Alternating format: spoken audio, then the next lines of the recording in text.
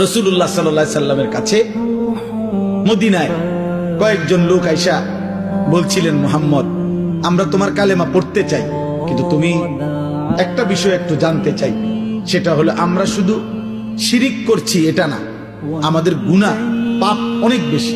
আমরা জিনা করেছি কি পরিমাণ, হিসাব নাই। মদ খাইছি কি পরিমাণ, হিসাব নাই। চুরি করেছি কি পরিমাণ, হিসাব নাই। মুহাম্মদ, এত বেশি পরিমাণ গুনাহ আমরা পাপ করেছি, আমাদের আইডিয়ায় বলে তোমাদের আল্লাহ এত বেশি মাফ করবে না। তুমি আল্লাহকে একবার জিজ্ঞাসা করো যে তিনি আমাদের এত বেশি পরিমাণ রাশি রাশি পরিমাণ গুনাহ মাফ করবেন কিনা, আল্লাহকে বলতে বলো।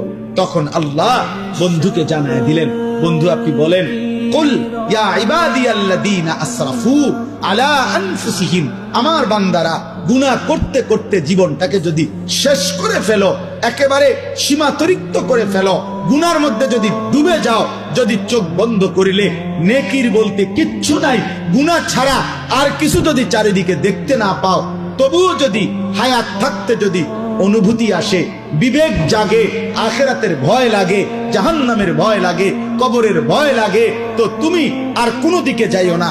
লা তাকনাতু মির রাহমাতিল্লাহ, আমার রহমত থেকে নিরাশ হইও না বান্দা।